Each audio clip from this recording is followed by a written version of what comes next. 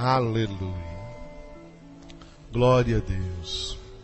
Irmãos, no sábado passado nós começamos o terceiro passo do método de estudo bíblico indutivo com a interpretação. É o slide número 54. Pode pular direto, Marissa, para o 54. A interpretação. Vamos recordar os outros passos. Vocês já sabem de cor, repita comigo.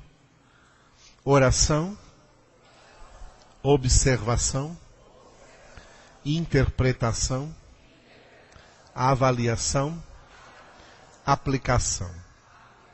Nós terminamos a oração e a observação e começamos o terceiro passo, a interpretação. Ficaremos aqui até o segundo domingo de dezembro na interpretação e segundo sábado. E os dois últimos sábados vão ser o quarto e o quinto passo, avaliação e aplicação. Através desse método você pode aprender a fazer aquilo que está escrito no Salmo de número 1, meditar na palavra do Senhor de dia e de noite. Quem não sabia o que era meditar ou precisa aprender, nós estamos sempre precisando aprender melhor o que é meditar. Esse método oferece para você condições de você conseguir fazer isso. Meditar na palavra de Deus. Aleluia. Muito bem, eu prometi para vocês também que eu iria trazer as estruturas literárias. Eu pedi aqui para o João e a Marina. João entrega para o lado de cá e a Marina entrega para o lado de lá. O que sobrar, me devolva. Ok?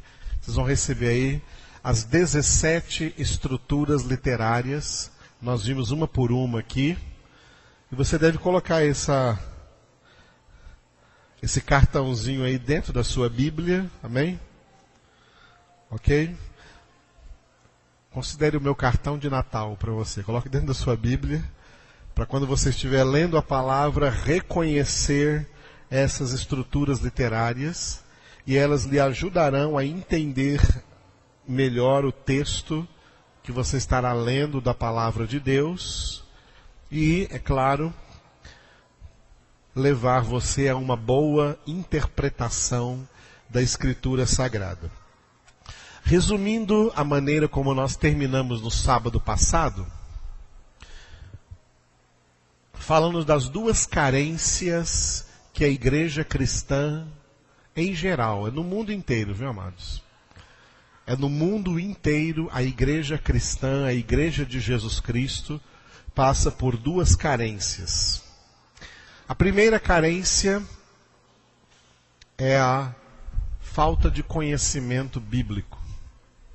Infelizmente, os crentes já não são mais aqueles de outrora, quando ser crente era sinônimo de conhecer bem a Bíblia Sagrada, a palavra de Deus.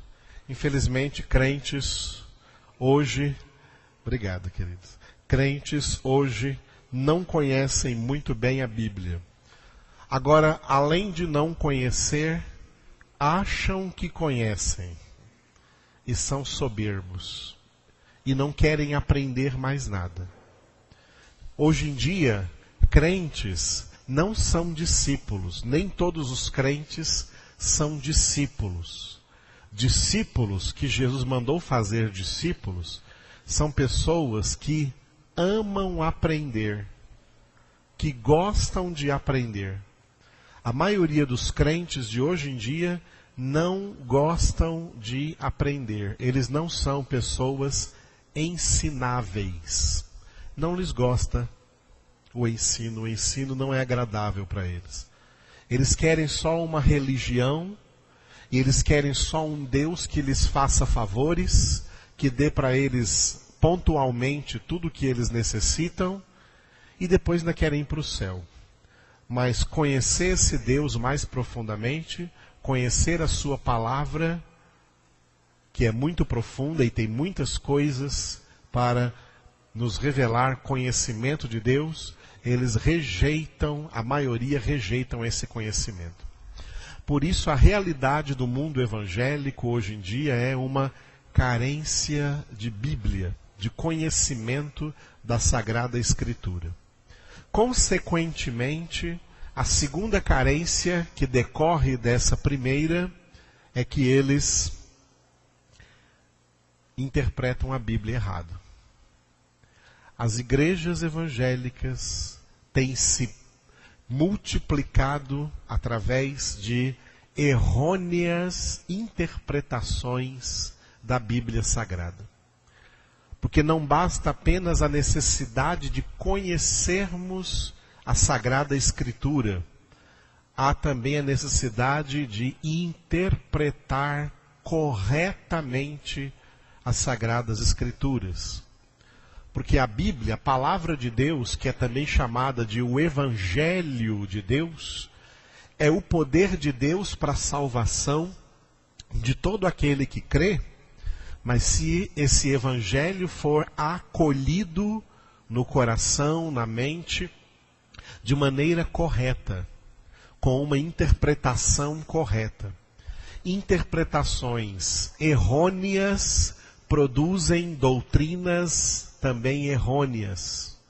Essas doutrinas erradas chamam-se de heresias. Então veja bem, uma interpretação errada produz uma doutrina errada. E uma doutrina errada produz uma fé mal orientada. E a pergunta é, essa fé mal orientada, essa fé errada, leva a pessoa para o céu? Não. E aí que muita gente vai ter surpresa e dizer que foi crente a vida toda e como é que foi parar no inferno? Porque para ir para o céu só tem um caminho, uma verdade, uma vida. Jesus disse, eu sou o caminho e a verdade e a vida. E ninguém vem ao Pai senão por mim. Hoje em dia, as igrejas evangélicas estão polarizadas em muitas verdades denominacionais. O que é verdade para uma denominação não é a mesma verdade para outra denominação, que não é a mesma verdade para outra denominação, que não é a mesma verdade para outra denominação. Qual delas está certa?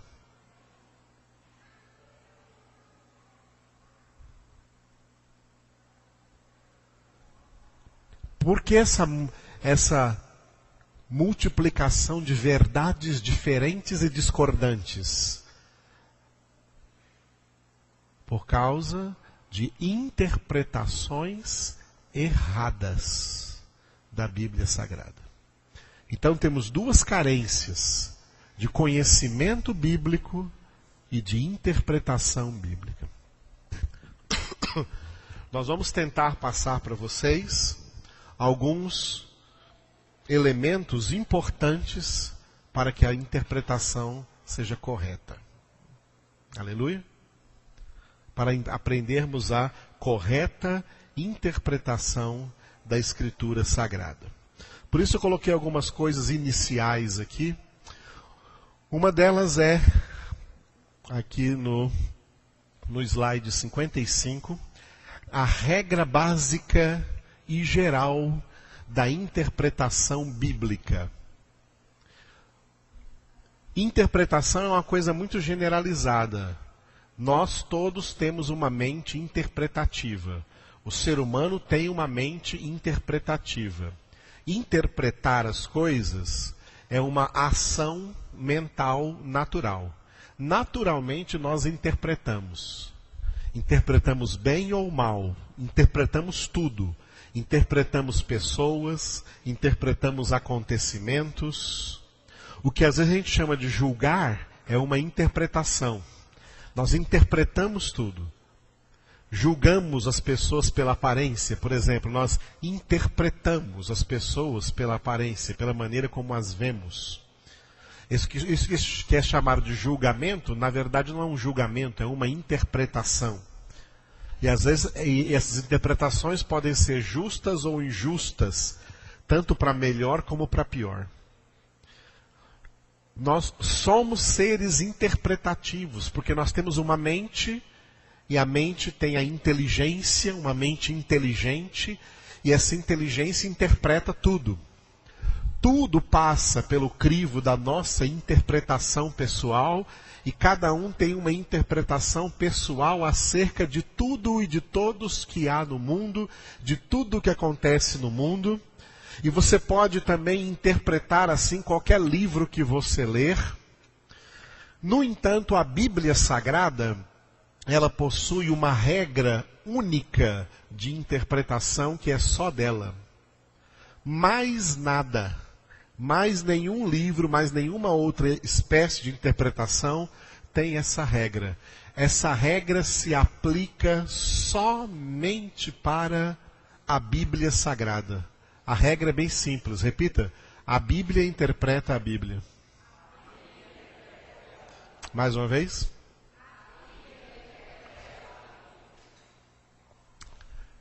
Entendeu, amado? A Bíblia interpreta a Bíblia. A Escritura é um único conjunto de livros, porque a Bíblia, ela é um livro e ao mesmo tempo ela é uma biblioteca. Por isso chama-se Bíblia. A palavra Bíblia, ela vem do grego e para o português a tradução é livros. A palavra Bíblia, que para nós é Bíblia, uma Bíblia no singular, a palavra Bíblia é uma palavra grega. E traduzido para o português é plural, é uma palavra que está no plural. Ela não é uma palavra que está no singular, é uma palavra que está no plural. Livros. É daí que vem a palavra biblioteca, também uma coletânea de livros. A Bíblia, portanto, é uma biblioteca de 66 livros, de 66 títulos, que acabaram sendo compilados, formando um só livro, que nós chamamos de a Bíblia Sagrada. Portanto, a Bíblia é um livro que se compõe de 66 livros. E qual a maneira de interpretar a Bíblia? A Bíblia interpreta a Bíblia. Ou quer dizer, as respostas para toda pergunta que se levantar quando você estiver lendo a Bíblia, você vai achar na própria Bíblia. Não adianta querer sair por aí procurando respostas em outro lugar. A própria Bíblia tem a resposta para você. A própria Bíblia se autoesclarece, se autoconfirma, se autoexplica, se autointerpreta. Essa é uma regra de interpretação que somente se aplica à Bíblia Sagrada. Porque a Bíblia Sagrada é um livro inspirado pelo Espírito Santo de Deus. Os homens que foram instrumentos de Deus para escrever, desde Moisés com os 5 primeiros livros, até o apóstolo João com o Apocalipse, todos esses homens foram homens santos e inspirados pelo Espírito Santo. E escreveram porque Deus queria trazer para nós esses escritos, essas escrituras. Aleluia. Uma vez que a Escritura chegou em nossas mãos, ela tem o poder de interpretar a si mesma. Portanto, a correta interpretação da Escritura, você vai achar dentro da própria Escritura. Entenderam essa regra? Entenderam essa regra? Então diga, a Bíblia interpreta a Bíblia. Quando Martinho Lutero começou a reforma protestante, ele trouxe uma ideia chamada de a livre interpretação da Bíblia. a livre interpretação da Bíblia. E essa ideia foi mal interpretada e hoje ela é muito mal interpretada pelos próprios evangélicos. Tem muita gente aí nas igrejas dizendo assim, ó, que a Bíblia hoje tem uma livre interpretação, no sentido que cada um pode interpretar do jeito que quiser. Errado, não foi isso que Martinho Lutero falou, não. Não foi isso que Martinho Lutero quis dizer. Em primeiro lugar, quando Martinho Lutero falou acerca da livre interpretação da Bíblia, a razão pela qual ele disse isso é porque ele estava quebrando a barreira do catolicismo romano, onde a interpretação da Bíblia, no catolicismo romano tem a Bíblia com os nossos 66 livros, e eles ainda aumentaram no Antigo Testamento outros 7 livros. Então a Bíblia católica, além dos 66 livros canônicos, que formam o mesmo cânon da Escritura, tem ainda 7 livros que eles mesmos chamam de deuterocanônicos, o segundo cânon, onde eles acrescentaram só no Antigo Testamento, não no Novo. O Novo Testamento deles tem 27 livros como o nosso, mas no Antigo Testamento, aos 39 livros, eles acrescentaram mais 7 livros e acrescentaram acréscimos ao livro de Daniel. O nosso livro de Daniel tem 12 capítulos, né? Na Bíblia Católica tem 14 capítulos. E o capítulo 3, que é o capítulo dos 3 jovens na fornalha, eles aumentaram com uma oração que os 3 jovens fizeram dentro da fornalha. Uma oração de mais ou menos 73 versículos a mais que eles têm lá no Daniel capítulo 3. Esses livros e esses acréscimos aí são chamados de apócrifos. Não são livros revelados por Deus. Não tem a inspiração da revelação do resto da Escritura, mas o catolicismo colocou aí. E a Bíblia Católica, nos seus 73 livros, incluindo os nossos 66, eles têm uma norma católica, um dogma católico, um dogma de fé católico, que só quem tem o direito e a autoridade de interpretar a Bíblia Sagrada é o Papa e os bispos que têm comunhão com ele. Para você ter ideia, na Igreja Católica, nem os padres podem interpretar a Bíblia, só os bispos em comunhão com o Papa. E eles decretaram, porque na Igreja Católica tem diferença entre pecado e pecado, tem pecados mais fracos e pecados mais fortes. Os pecados mais fortes são chamados de pecados mortais, e eles decretaram como pecado mortal qualquer pessoa interpretar a Escritura. Na Igreja Católica se prega isso, até o dia de hoje. Ninguém tem direito nem autoridade de interpretar a Bíblia, a não ser o Papa e os bispos católicos que têm comunhão com o Papa. Eles é quem interpretam. Esse grupo de pessoas na Igreja Católica, os bispos que têm comunhão com o Papa é o bispo de Roma, e esse grupo de pessoas formam o que eles chamam de o magistério da Igreja Católica. Magistério vem de mestre. Eles são os mestres do catolicismo, portanto, os católicos devem acreditar na interpretação que eles fazem da Bíblia. Nas igrejas católicas do mundo inteiro, em todas as missas, na Igreja Católica tem missa, o culto católico se chama missa, e na Igreja Católica tem missa todos os dias. todos os dias tem missa, de domingo a domingo.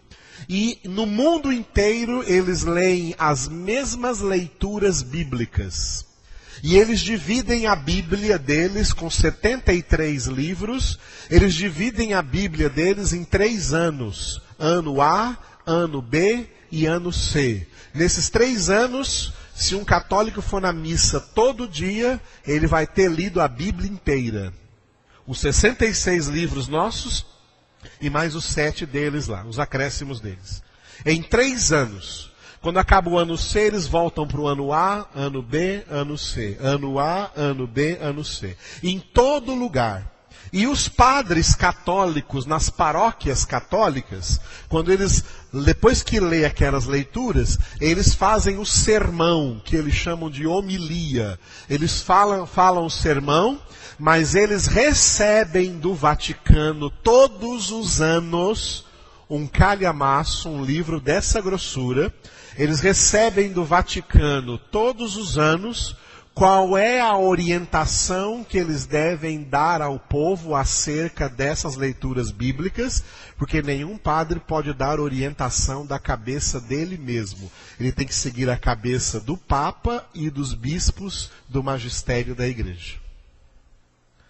Martinho Lutero era um padre. E como ele viu os erros do catolicismo contra a palavra de Deus, e um dos erros foi exatamente esse: a interpretação da Bíblia restrita aos líderes do catolicismo, e que ninguém mais poderia interpretar a Bíblia. É pecado mortal todo mundo interpretar a Bíblia. Não. Quando Martinho Lutero, em 1517, começou a reforma protestante, ele declarou a livre interpretação da Bíblia. Entenderam por que ele declarou a livre interpretação? Porque o catolicismo está errado. Mas quando Martinho Lutero declarou a livre interpretação da Bíblia, ele não disse que cada um pode interpretar do jeito que quiser, como tem muita gente interpretando hoje. O que ele quis dizer com livre interpretação é, consegue ler o que está escrito aqui? Todo verdadeiro filho de Deus pode ter livre acesso à correta interpretação da palavra de Deus. Leiam vocês.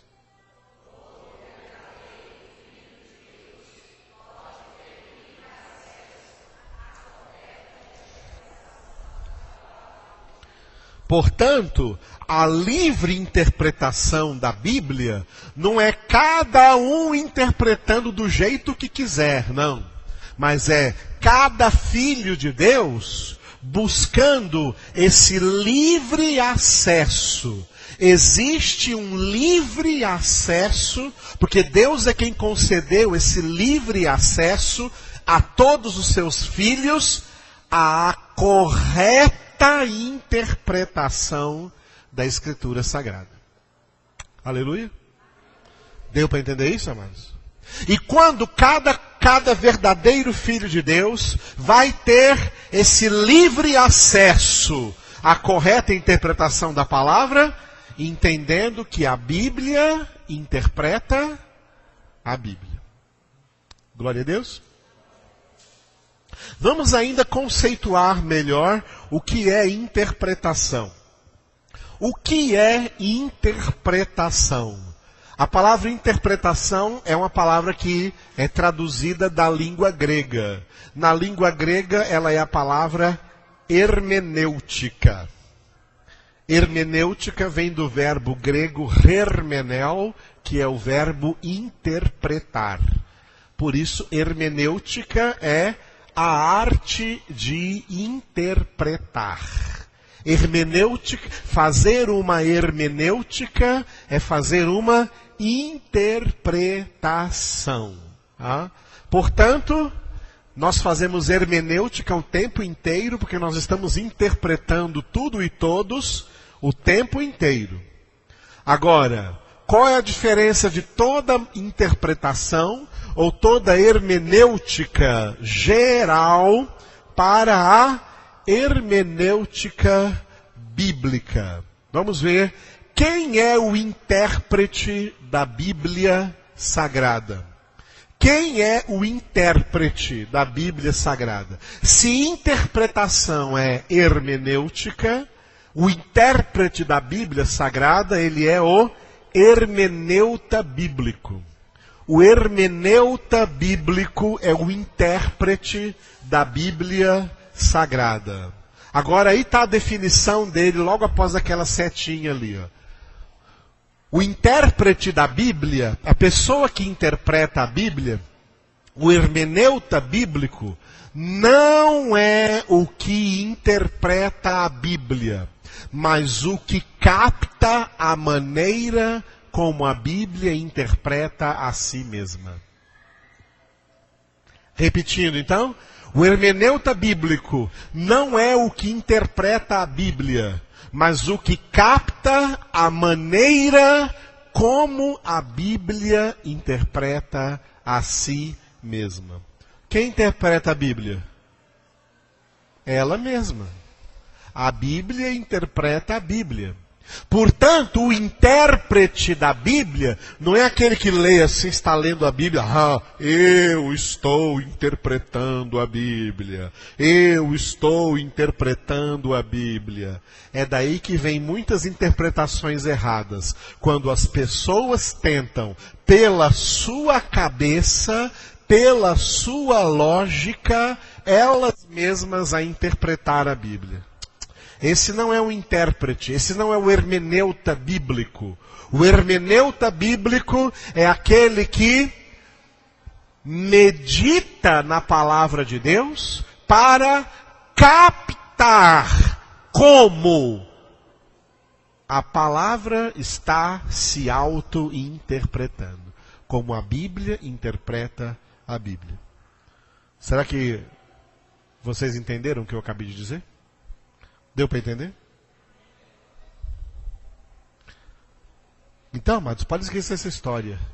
Não é você pegar a Bíblia e dizer, eu interpreto de um jeito, porque eu quero interpretar desse jeito, sou eu que estou interpretando. Essa interpretação não existe.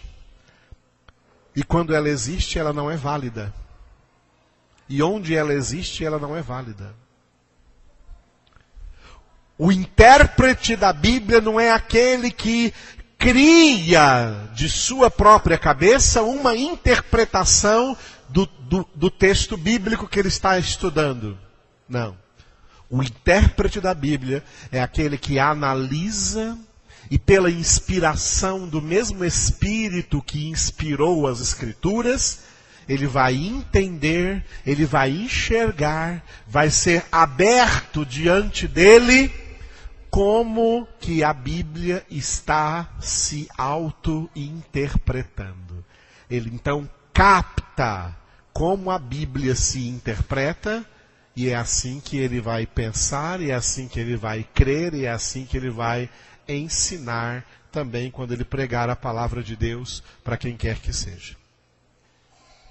Vira a diferença?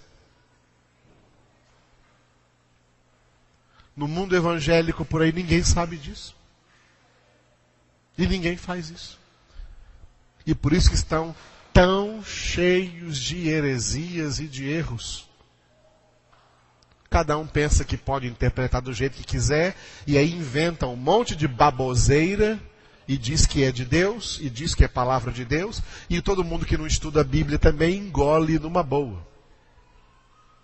Errado. Muito bem.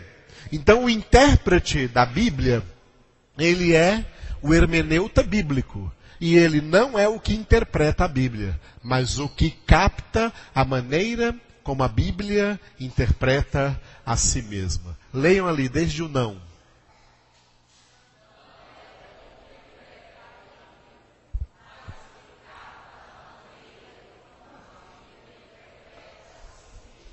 Aleluia. Então, qual que é a regra que nós estamos trabalhando aqui de interpretação? A Bíblia interpreta a Bíblia. Amém? A Bíblia Sagrada contém muitas interpretações. Vou falar sobre 2 estilos de interpretações que existem na própria Bíblia, como a Bíblia se auto-interpreta, que é a interpretação literal versus, por isso é um contraste, a interpretação não literal. Quando você ler a Bíblia, você vai ver que existem interpretações literais, que o texto está dizendo exatamente aquilo que está dizendo, que o texto quer dizer exatamente aquilo que está escrito. O que é uma interpretação literal? É o tipo de interpretação mais fácil que existe da Bíblia, tá? Aquilo que tem que ser exatamente do jeito que está escrito. Não precisa nem explicação. É daquele jeito que está escrito. A interpretação é literal. Tá? Isso é interpretação literal. Literal significa com as mesmas letras. É para entender exatamente do jeito que está escrito. É para fazer exatamente do jeito que está escrito. Amém? Por exemplo, quando Deus diz assim, sede santos. O que ele quer dizer com isso? Ele não quer dizer, ele está dizendo que a vontade dele é que você seja santo, que eu seja santo, que nós sejamos santos. Não tem interpretação aqui, isso aqui é literal. Deus quer santidade. Deus exige santidade. Deus ordena santidade. Por isso está escrito literalmente, sem santificação, ninguém verá o Senhor. Isso que nós falamos muito aqui repetidamente é interpretação literal das Escrituras Sagradas. O que Deus disse é aquilo mesmo. Tá? O que Ele disse é aquilo mesmo. Portanto, essa interpretação é fácil. É a interpretação literal, porque é exatamente como está escrito. Agora, nem todo texto da Bíblia é para ser interpretado literalmente, porque não é como está escrito. A interpretação real não é como está escrito. Textos, por exemplo, que têm interpretação não literal, tá? Uma interpretação não literal. Por exemplo, quando Jesus disse assim, se o teu olho direito te leva a pecar, arranca-o. É melhor que entre na vida caolho do que tendo os dois olhos seres lançados no lago de fogo e de enxofre. Se a tua mão direita te leva a pecar, corta. É melhor entrar maneta na vida eterna do que tendo as duas mãos seres lançado lá no lago de fogo e de enxofre. Se o teu pé direito te leva a pecar, corta-o. É melhor você entrar coxo na vida eterna do que tendo os dois pés ir para o lago de fogo e de enxofre. Esse texto é para ser interpretado literalmente? Senão nós todos tínhamos que estar com um olho só, uma perna só, ou arrancar os dois, né, logo de cara. E o nosso corpo é templo do Espírito Santo. E a Bíblia diz que, 1 Coríntios 3, aquele que destruir o templo de Deus, Deus o destruirá. Então Jesus não está mandando ninguém arrancar o olho, ninguém arrancar a mão, ninguém arrancar o pé. Portanto, a interpretação desse texto é uma interpretação não literal. Jesus está dizendo o seguinte, ele usou essas expressões para transmitir a maneira radical como nós devemos tratar o pecado. A maneira radical como devemos tratar o pecado. Se o pecado está ligado aos olhos, corta esse pecado radicalmente. Se está ligado à mão, mão significa, as mãos na Bíblia representam as suas ações, as coisas que você faz. As coisas que você faz.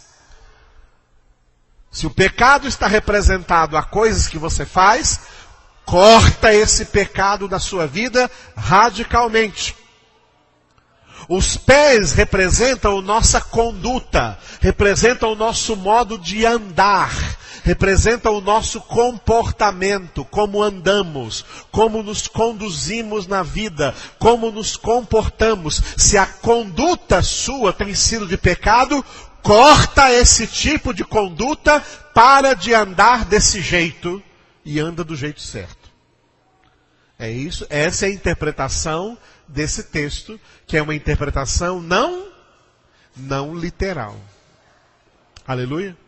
Quando Jesus disse em João capítulo 6, e muita gente ficou escandalizada, muita gente lá que eram judeus, ficaram escandalizados, porque Jesus disse assim, ó, a minha carne é verdadeira comida, o meu sangue é verdadeira bebida, quem come a minha carne e bebe o meu sangue, tem a vida eterna, e eu ressuscitarei no último dia.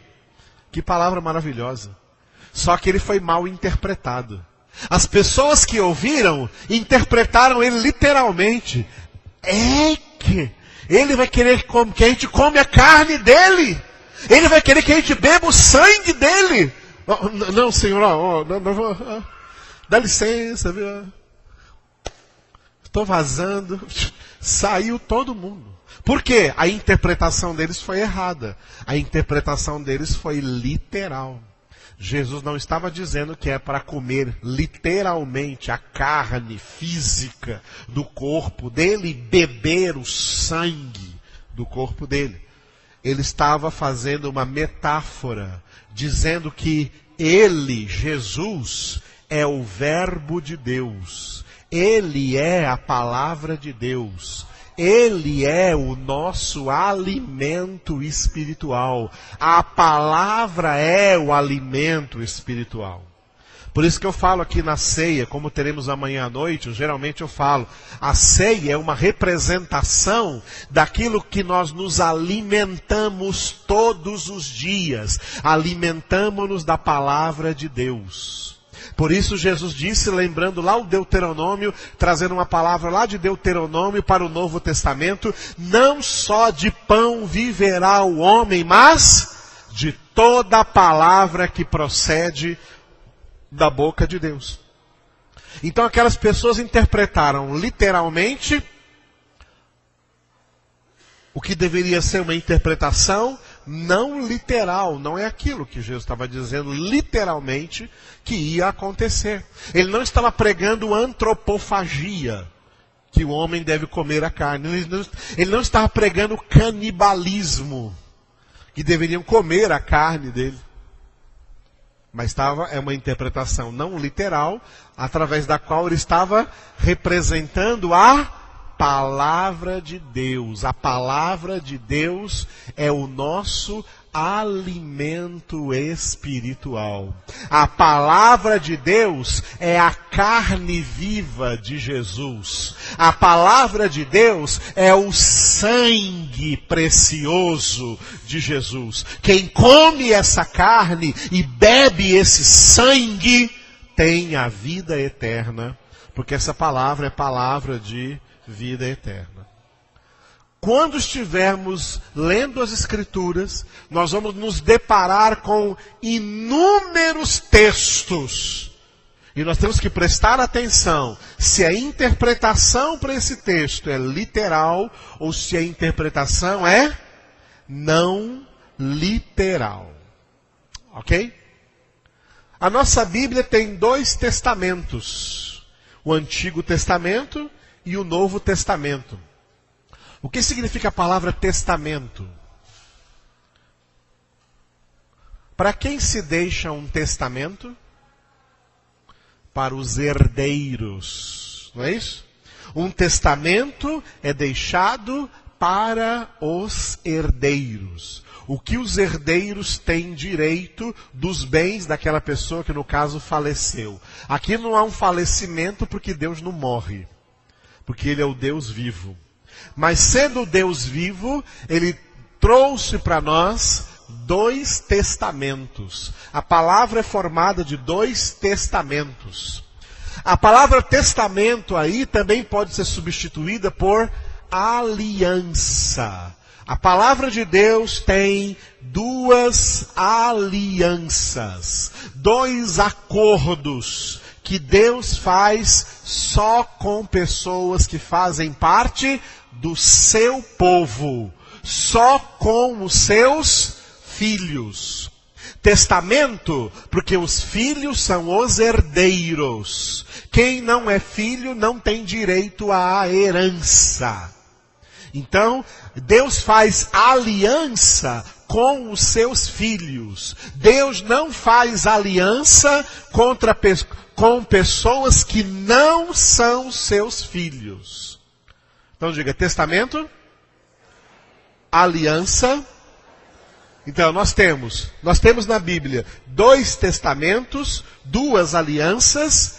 Além de testamento e aliança, pode ser chamado também de, atenção a essa palavra, diga, dispensações. A Bíblia é formada de 2 testamentos ou 2 alianças, ou podem ser chamadas de 2 dispensações. Por que essa palavra dispensação? Dispensação é a maneira como Deus administra a obra da salvação. Isso é chamado de dispensação. A maneira como Deus administra a obra da salvação. O Antigo Testamento mostra como Deus administrou a obra da salvação no Antigo Testamento, na Antiga Aliança, para o povo de Israel daquela época, antes de Cristo. O Novo Testamento mostra como Deus administra a sua obra da salvação para o povo da nova aliança que crê no seu Filho Jesus Cristo, que é, portanto, o seu novo Israel, a sua igreja. Isso é a palavra dispensação. A palavra dispensação, que em grego é a palavra, olha que vocês vão ter, o ouvido de vocês vai entender. Em grego é a palavra oikonomia. Oikonomia em grego. A palavra oikonomia em grego, que a gente entende em português como economia, e você pensa logo em dinheiro, mas não é bem o dinheiro. A palavra oikonomia é a junção de 2 palavras gregas. A palavra oikos e a palavra nomia. Aí juntando as duas ficou oikonomia. Oikos é casa e nomia é lei.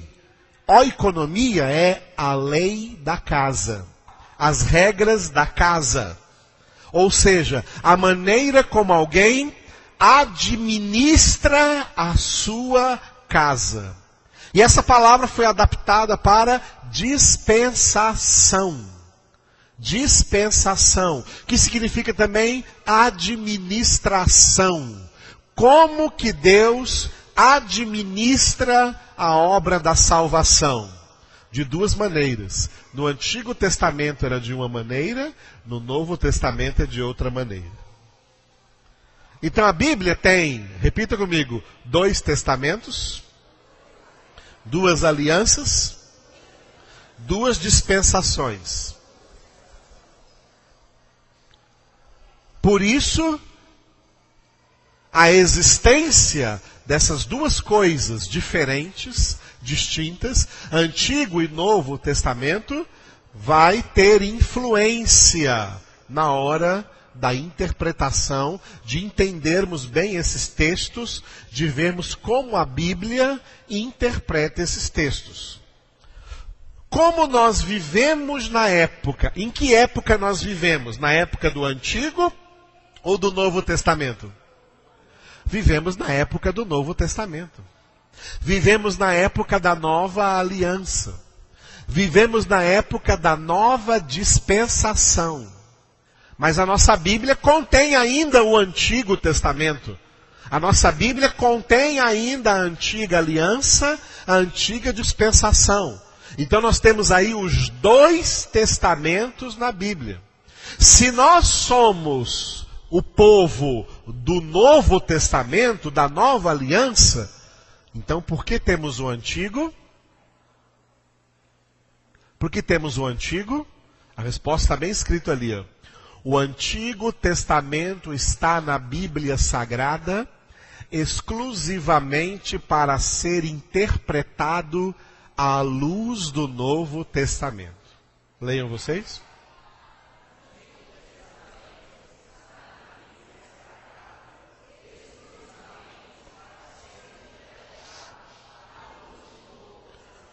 Você viu que eu sublinhei a palavra exclusivamente? Porque não é para outra coisa. Não é para outra coisa. O Antigo Testamento está na Bíblia exclusivamente para ser interpretado à luz do Novo Testamento. Por isso que eu vou dar para vocês uma palavrinha acerca da interpretação especial do Antigo Testamento. Porque tem gente que, por não captar a correta interpretação da Bíblia, que a Escritura, que a Bíblia interpreta a Bíblia, eles pegam textos do Antigo Testamento e como que o Antigo Testamento, eu não sei se vocês já conseguiram observar isso, quanto mais uma igreja tem heresias, pode observar o tanto que elas usam o Antigo Testamento. Geralmente elas não usam o Novo Testamento. Usam muito pouco o Novo Testamento. Eles se baseiam muito no Antigo Testamento para inventar as coisas que eles estão inventando. Esse mundo aí de campanhas que existem nas igrejas protestantes, hoje em dia, isso começou no meio da década de 80 para cá, a maioria dessas campanhas são sempre baseadas em algum texto do Antigo Testamento. Porque são campanhas de 7 dias. Porque Deus mandou cercar a cidade de Jericó por 7 dias. Porque Deus mandou o profeta Eliseu dizer para o sírio Naamã, o que era leproso, para ele mergulhar 7 vezes lá no Rio Jordão.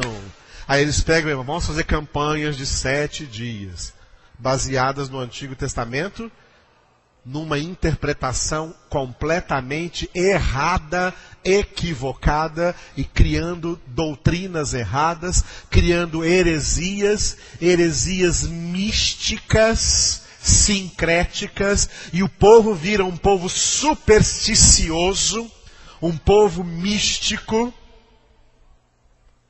e não um povo de fé. Porque a fé vem da palavra. A fé vem pela palavra. E a fé vem pela correta interpretação da palavra. E na correta interpretação da palavra, ninguém inventaria essas coisas. E o pior é que as pessoas inventam essas coisas e fazem de tudo para convencer os outros que isso é de Deus. E não é. E aí o que vai ser dessas pessoas quando tiverem que prestar contas? Quando Deus falar com elas assim, vem cá, você inventou uma coisa lá e ensinou todo mundo a fazer, dizendo que foi eu que mandei? Quem te deu essa ordem? Eu não mandei. E aí? Interpretaram errado.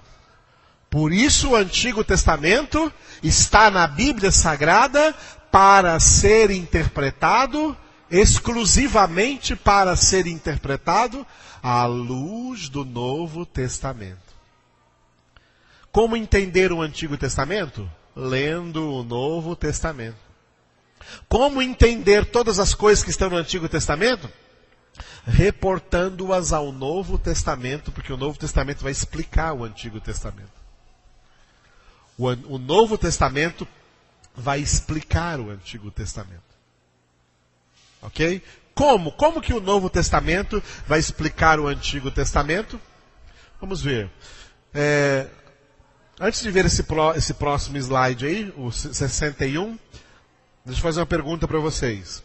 Nós temos 2 testamentos, Antigo e Novo Testamento.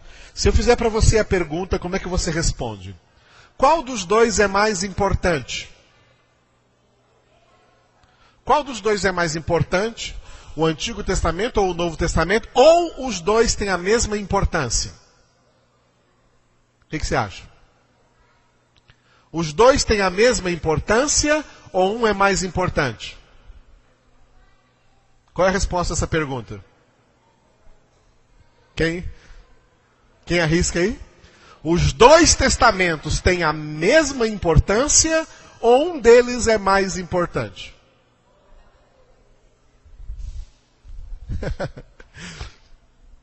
Quem responder que os 2 testamentos têm a mesma importância, está certo em termos. Está certo em termos. Em que termos? Está certo em que os 2 testamentos, os 2 são palavra de Deus. Os 2 testamentos são palavra de Deus. Aleluia? Então, quem responder que os 2 têm a mesma importância, está certo em termos. Nesse termo importante, os 2 são palavra de Deus.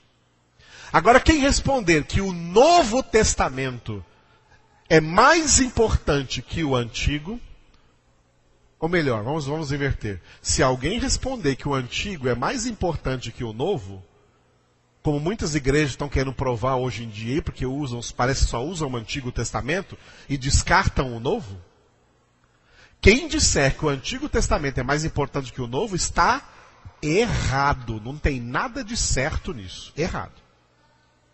Agora, se alguém disser que o Novo Testamento é mais importante que o Antigo, está certo. Está certo. Não diminuindo o Antigo Testamento, porque ele é a palavra de Deus, não. Mas entendendo o clímax da revelação de Deus que só foi atingido no Novo Testamento. No Novo Testamento. No Antigo Testamento, Deus apenas começou a revelar o que ele queria revelar. Mas no Novo Testamento, ele levou ao máximo a revelação que ele queria trazer para nós. Entenderam? Então, dentro das estruturas literárias, eu falei para vocês, o Antigo Testamento é uma preparação e o Novo Testamento é uma realização de tudo aquilo que foi preparado. Preparação, realização, é uma das estruturas literárias que você vê aí. E você vê outra estrutura literária também, que é o clímax. O Novo Testamento é o clímax da revelação de Deus. Que no Antigo Testamento Deus só começou a se revelar, mas atingiu esse clímax da revelação no Novo Testamento. Portanto, a Bíblia toda aí tem 2 dessas 17 estruturas. A preparação, realização e o clímax. Por que o Novo Testamento é mais importante? É só entendermos a diferença que está exatamente agora aqui nesse slide aí, ó. O Antigo Testamento se compõe de profecias e promessas. O Novo Testamento se compõe do cumprimento de todas as profecias e promessas na pessoa de Jesus. Aleluia. Leiam lá o Antigo Testamento.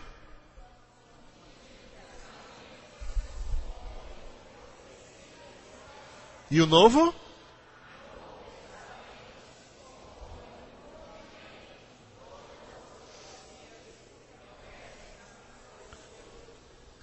O que é mais importante, a promessa ou o cumprimento da promessa?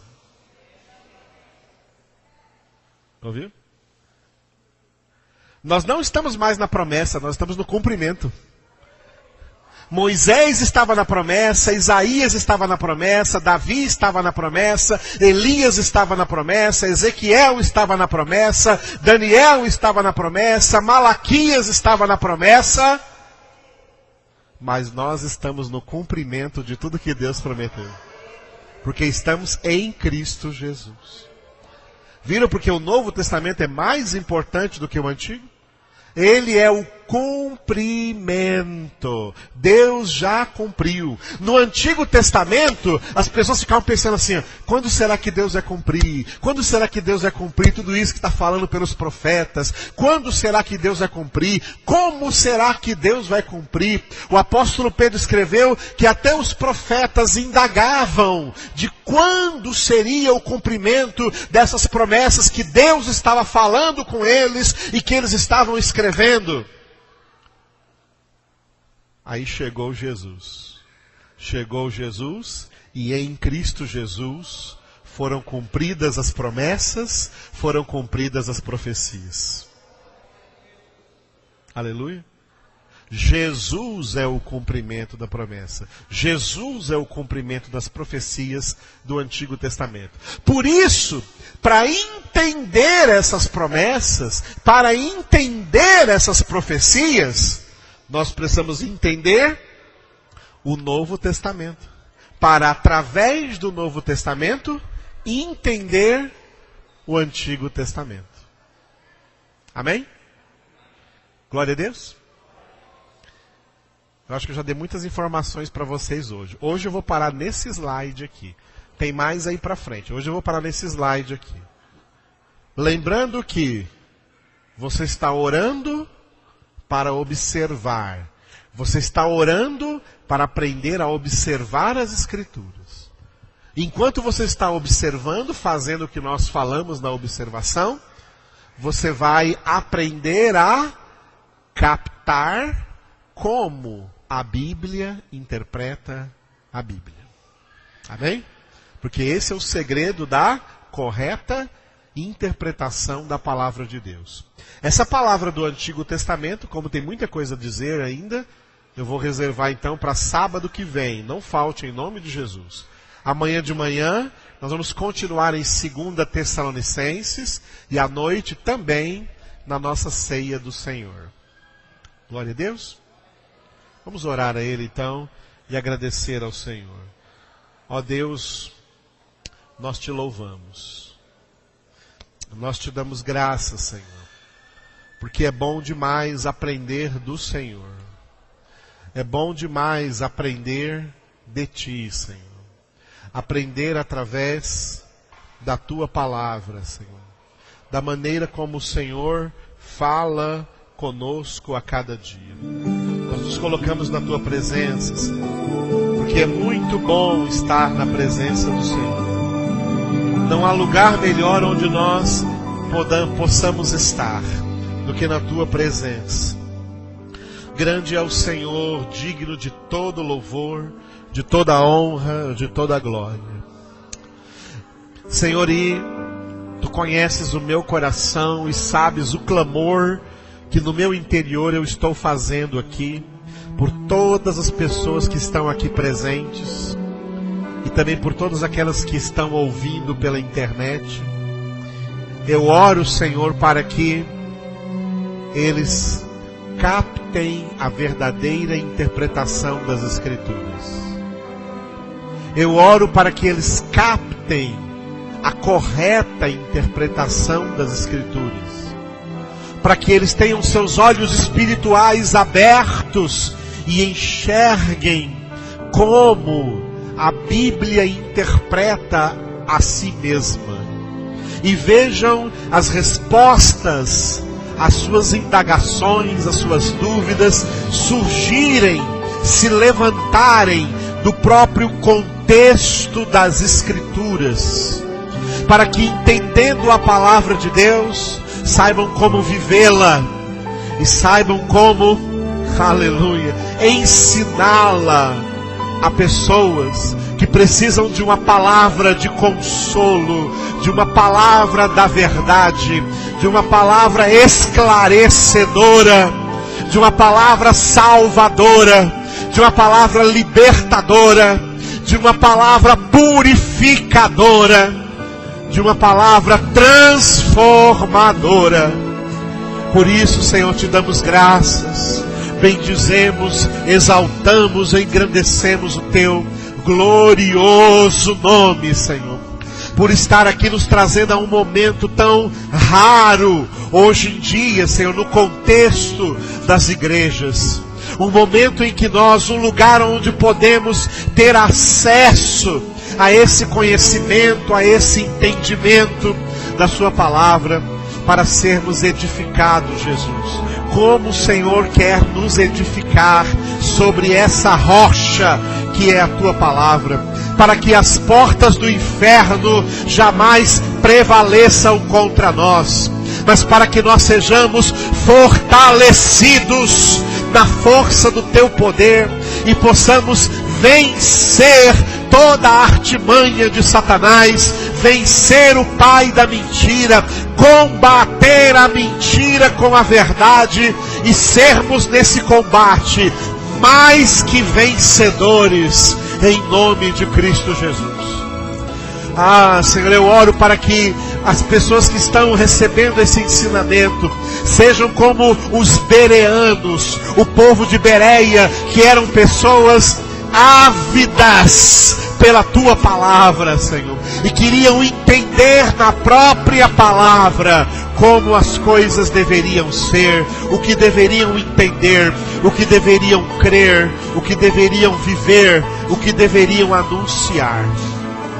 É isso que eu oro, Senhor. Eu oro pelo teu povo eleito, porque o teu povo eleito é um povo faminto da palavra, é um povo convertido à tua palavra, é um povo voltado para a tua verdade, para conhecer e prosseguir em conhecer o Senhor. Coloca essa avidez plenamente em nossas almas, em nosso espírito, em nosso coração, em nosso interior. Toca-nos, ó Deus. Aleluia. Em nome de Jesus. Repita comigo, em nome de Jesus. Diga amém. Enquanto continuamos orando ao Senhor através desse último cântico,